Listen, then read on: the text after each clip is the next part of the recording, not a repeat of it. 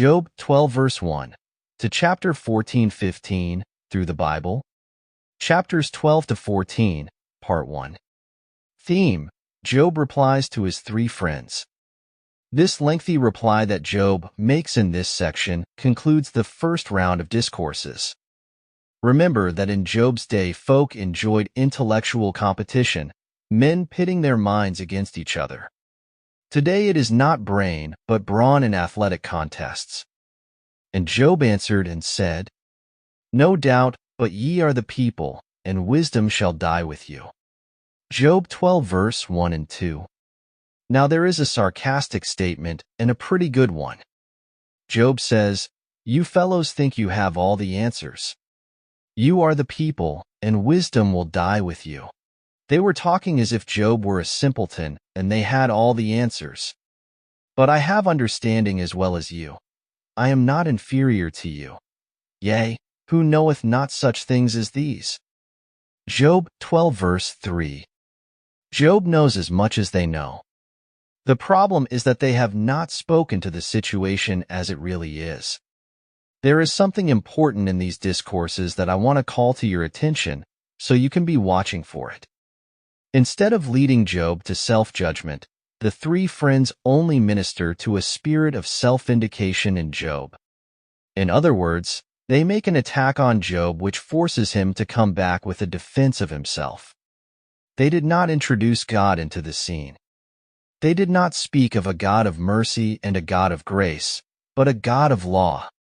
Although he is a God of law, he is also a God of grace and mercy. They brought in experience and tradition and legality, but they didn't bring in the truth. When they brought their incriminations against Job, it caused him to defend himself and to declare that he was right. The minute Job started justifying himself, he was not justifying God. Up to this point, it looks as if Job is saying that God is wrong and that God is the one to be criticized. This is a position which many people take today, even many Christian people. The friends should have led Job to condemn himself and to vindicate God. God has recorded all these discourses in His Word to reveal this truth. The utterances of Job will prove how far he was from that true brokenness of spirit and humility of mind, which flows from being in the divine presence. His friends never brought him to the place where he said, as Paul said, "For I know that in me, that is, in my flesh, dwelleth no good thing." Romans 7 verse 18, or, "By the grace of God I am what I am." 1 Corinthians 15 verse 10.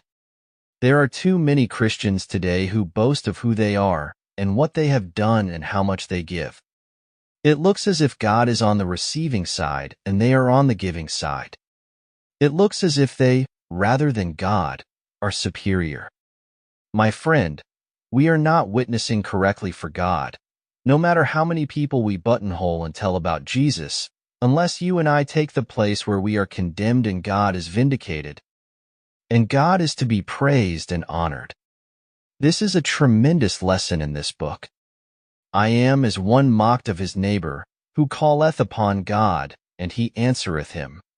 The just upright man is laughed to scorn.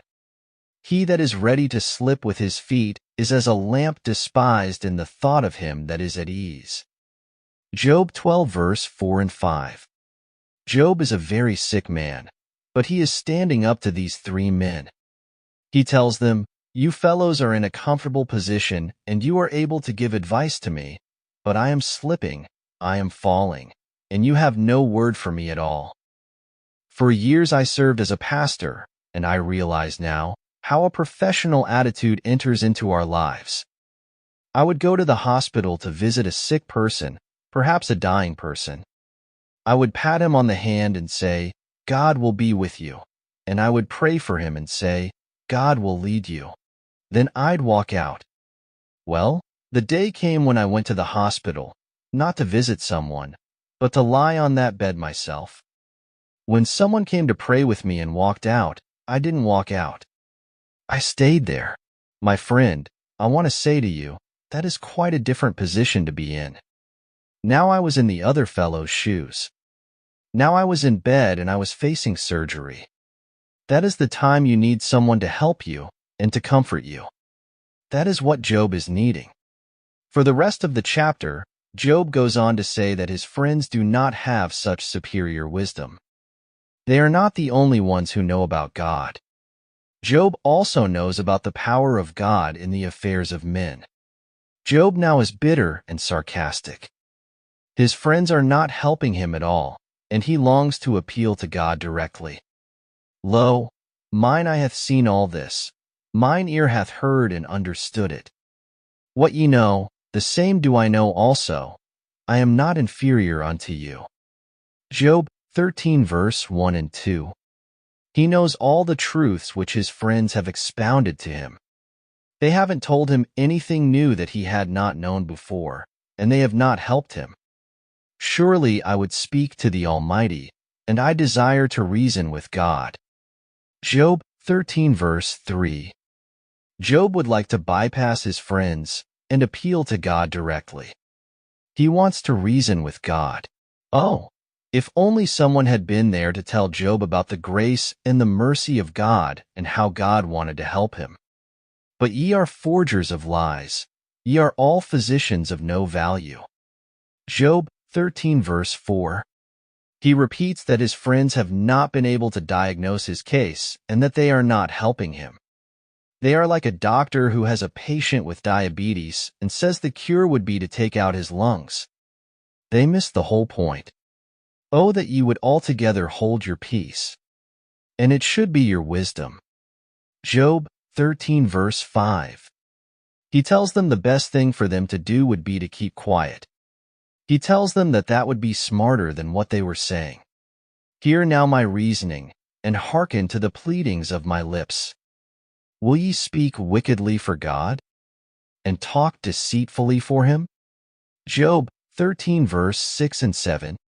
He really speaks back to them. He says that when they are accusing him of committing some awful sin and that God is judging him, they are talking deceitfully for God. They are not representing God as they should. Job knows they are not God's direct representatives.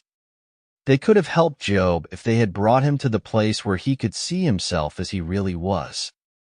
Instead, they put him on the defense. As a result, he is actually making a good case for himself. All of this makes it look bad for God. It looks as if God is to blame in all this. Will ye accept his person? Will ye contend for God? Is it good that he should search you out? Or as one man mocketh another, do ye so mock him? He will surely reprove you, if ye do secretly accept persons. Job 13 verse 8 to 10. Job says that God is going to judge them for misrepresenting him. Shall not his excellency make you afraid, and his dread fall upon you? Your remembrances are like unto ashes, your bodies to bodies of clay. Hold your peace, let me alone, that I may speak, and let come on me what will. Wherefore do I take my flesh in my teeth, and put my life in mine hand? Job 13:11 to 14. In the midst of all this, the faith of Job stands inviolate. He has experienced the onslaught of his friends who, by now, have actually become strangers to him, as we shall see.